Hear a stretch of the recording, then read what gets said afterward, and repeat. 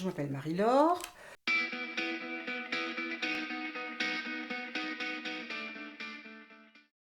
Comment me décrire? Comme une personne plutôt extravertie, qui aime vivre, qui aime plein de choses, qui a un foutu caractère, qui aime la vie et les gens, et voilà. J'aurais aimé être une artiste, sincèrement. Ah mais vraiment, j'aurais adoré être créative. J'aurais adoré avoir un peu plus de folie que ce que j'ai. Moi j'ai une espèce comme beaucoup, hein, on a tous des moments de folie, mais ils sont un petit peu maîtrisés. J'aurais aimé partir en live. Mais comme pendant longtemps j'ai compté que sur moi-même parce que je l'avais voulu, je ne pouvais pas me permettre de trop partir en live parce qu'il y avait quand même des choses à gérer, des choses à assumer, des choses à faire. Donc il fallait rester un petit peu carré quand même, quoi. J'aurais aimé, dans un milieu artistique, c'est clair, mais je m'en suis peut-être pas donné les moyens, c'est clair aussi. Et puis je savais, je pense que j'étais pas de toute façon. Ou ça me demandait trop de boulot et comme je suis un peu feignante, je me suis dit non, 15 heures, 15 heures 6 heures par jour de piano ou de peinture ou de machin, non, vas-y, ça fait beaucoup trop, j'ai plus le temps pour vivre autre chose. Il y a ça aussi, je le reconnais. Voilà. J'aurais aimé être insouciante aussi. Mais ça, je l'ai été. Non, mais ça, je l'ai été insouciante. Je ne le suis plus. Parce que, avec l'âge, avec l'expérience, avec plein de choses, j'ai perdu en insouciance. Si, je l'ai été. Mais ça, c'est formidable d'être insouciant. Quel bonheur d'être insouciant. C'est pas que rien ne te touche, mais tu prends les choses avec légèreté, c'est remarquable. Oh, qu'est-ce que c'est bien. Ah ouais, c'est bien ça. Je crois que je ne m'arrange pas en vieillissant. Ça, je pense que c'est très clair. Je pense, par exemple, au niveau de la tolérance, je suis vachement moins tolérante qu'avant. Je suis vachement moins dans l'empathie. J'ai toujours beaucoup d'empathie, mais beaucoup moins qu'avant. Je ne suis pas patiente. Donc ça, putain, ça fait beaucoup de, plus de mauvais défauts, ça, le pire. Je veux dire que je suis quand même un petit peu, comme on dit, pas autoritaire, mais assez directive. Parce que je ne suis pas patiente. Et que si ça vient pas tout de suite, faut que ça vienne. Je communique trop, moi. Je communique beaucoup, enfin, je suis très volubile, je parle beaucoup, je parle tout le temps. Je parle beaucoup, mais j'écoute. Moi, je parle beaucoup, mais du coup, je noie le poisson. Ce qui fait que bien souvent, quand les gens ne se souviennent pas ce que j'ai dit, des fois, c'est pas plus mal non plus. Mais je les écoute aussi, malgré ce qu'on peut croire. Je me souviens bien de ce que les gens me disent. Oh, bah j'en ai autant que des défauts, dis donc. Les mêmes, sans doute, en plus. Qualité, ouais, quand même l'empathie. Je pense que je m'adapte très facilement aux situations, aux gens. Ça ne veut pas dire que je suis malléable, mais je pense que je m'adapte très facilement. Et puis, la joie de vivre, j'aime les gens, j'aime vivre, j'aime tout ce qui est bien, tout ce qui est joyeux. Je suis optimiste, je pense que c'est surtout ça. C'est plus un trait de caractère, sans doute, qu'une qualité. Mais c'est plutôt comme ça que moi, je me perçois. Que les gens que j'aime soient malheureux. Ça, c'est quelque chose qui me procure de la peine, beaucoup de peine.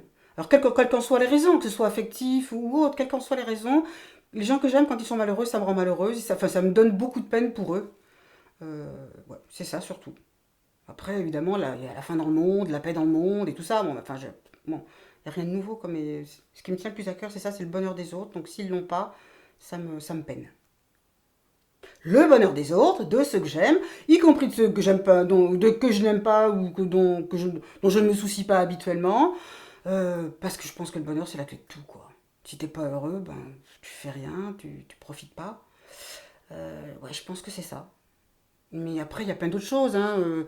Il y a une tourterelle qui fait son nid à côté de chez moi, ça me procure du bonheur. Je vous mes volets, il fait beau, ça me procure du bonheur. Enfin, des trucs simples, des joies simples. Les passions. Parce que ma passion d'aujourd'hui sera peut-être pas celle d'il y a 2 ans. Je garde malgré tout une passion pour le théâtre, pour le texte, pour la scène, pour les planches, pour ce que ça procure aux gens comme émotion en direct. Et puis le bonheur de participer à la création de ça, quoi. Et maintenant, je pense plus que de jouer, ça se représentera plus. Mais au cas où, il se proposerait un truc où je pourrais participer derrière à un projet quel qu'il soit, j'avoue, je me régalerais de le faire, quoi. Euh, ça me plaît. On donne du bonheur aux gens dans ce genre de choses, donc ça me passionne. Le théâtre, c'est quand je suis arrivée à Paris, là j'ai commencé à prendre des cours de théâtre dans une école de théâtre, mais sincèrement, avec le recul, j'étais pas vraiment bonne. Le texte me plaisait. J'adorais déclamer des textes ou même en les parler tout bêtement. Et puis pareil, rencontrer des gens, j'étais avec des gens de mon âge, des plus jeunes, des plus vieux. C'était une espèce de melting pot de gens qui arrivaient de milieux complètement différents. Et ça, j'ai adoré. Mais je pense que j'étais meilleure quand j'étais de l'autre côté que quand j'essayais de faire quelque chose sur les planches. Ça, je le confirme, c'est très clair. Mais en même temps, c'est pas très grave parce que je suis partie de l'autre côté et j'ai fait des trucs de régisseur. Et je me suis régalée à travailler avec des régisseurs et à présenter les spectacles et à les organiser et à les mettre non pas en scène, mais à toujours être là. Il te manque ci, il te manque quoi, il te machin, être un petit peu la petite main qui faisait tout partout. Et moi, je me suis régalée à faire ça après. Et finalement, c'était peut-être pas plus mal. J'ai été écrivain public pendant des années et ça me passionnait. Aider les gens comme ça me passionnait. C'est une association qui recherchait des écrivains publics pour aider les personnes en difficulté avec la langue. C'est-à-dire pas forcément des personnes qui étaient analphabètes, mais simplement des personnes qui ne parlaient pas notre langue et qui avaient besoin d'envoyer un courrier, parce que toujours pareil, à l'époque, on n'avait pas Internet. Donc ces personnes-là ne savaient pas forcément bien écrire, et pour écrire dans les administrations, si on veut avoir des réponses, il vaut mieux que ce soit formulé relativement proprement, sans trop de fautes d'orthographe, bonjour, merci, au revoir, avec toutes mes salutations et compagnie. Et ça, il y a des gens qui ne savaient pas faire parce qu'ils ne savaient pas faire. Voilà. Donc des courriers, aider les gens à remplir des documents administratifs, à passer des commandes à la Redoute, enfin voilà, la Redoute, les Trois Suisses et tout ce qui va avec. Parce qu'à ce moment-là, c'était encore catalogue, hein, on est d'accord. Donc c'était aider les gens à s'en sortir avec leurs trucs administratifs. Bah, je tiens debout, quoi. Je tiens debout. Tu peux y aller, tu peux me taper dessus, je tiens debout. Je courbe pas les chines. Ça peut faire comme ça, mais hop, ça va remonter aussi vite. Je suis debout, je reste debout. Mais sinon, c'est ça, quoi. Il n'y a pas plus d'autre chose. On ne m'abat pas comme ça, quoi. On peut me blesser, mais on ne m'abat pas, quoi.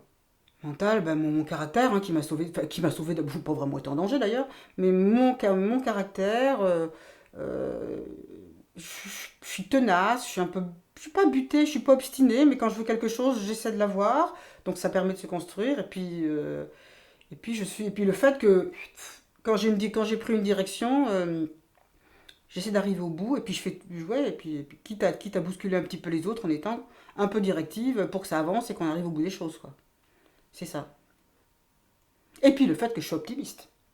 Ça, je suis. Demain sera un nouveau jour et de toute façon, il sera meilleur qu'aujourd'hui. De toute façon. Et si c'est pas le cas, bah, après-demain sera meilleur que demain. Ça, c'est une force, je pense, qui permet d'avancer dans les jours où tu as l'impression qu'il fait nuit dès 9 h le matin, quoi. Parce que ça arrive aussi. Beaucoup de choses ont de la valeur. Alors, je commence le truc bateau. L'amour a de la valeur. L'amitié a de la valeur.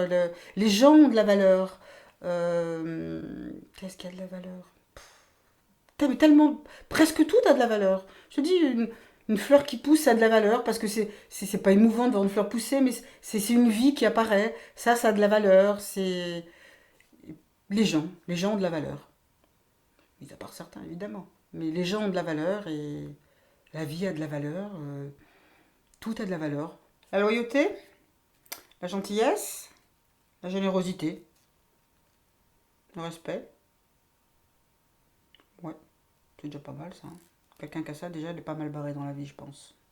J'attends que la personne soit relativement présente dans ta vie, en l'occurrence dans la mienne, que la personne soit honnête, loyale, quoique la loyauté, si, oui, si, c'est important. Ouais, enfin des trucs de base, quoi. Je veux pas d'exigence particulière vis-à-vis des gens, hein, franchement. S'ils sont là, c'est parce que ça va, sinon... les gens sont pas toujours hyper faciles non plus, tu vois.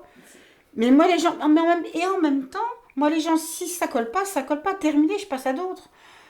On va pas rester comme ça avec des gens si ça colle pas. Ces gens que j'ai rencontrés, j'ai pas été pote avec tout le monde, parce que certains trouvaient que j'étais un petit peu trop directive, d'autres que j'en attendais trop d'eux, et en même temps ceux qui pensaient la même chose, mais se disaient, il y a un vrai échange, et eux m'apportaient aussi beaucoup, donc les relations s'inversaient, ou en tout cas elles se créaient entre nous, quoi. Puis c'est comme ça, et puis c'est toujours comme ça de toute façon. Moi, je suis très aussi intéressée de savoir ce que font les gens, y compris à Metz. Ça m'intéresse aussi beaucoup en tant qu'individu.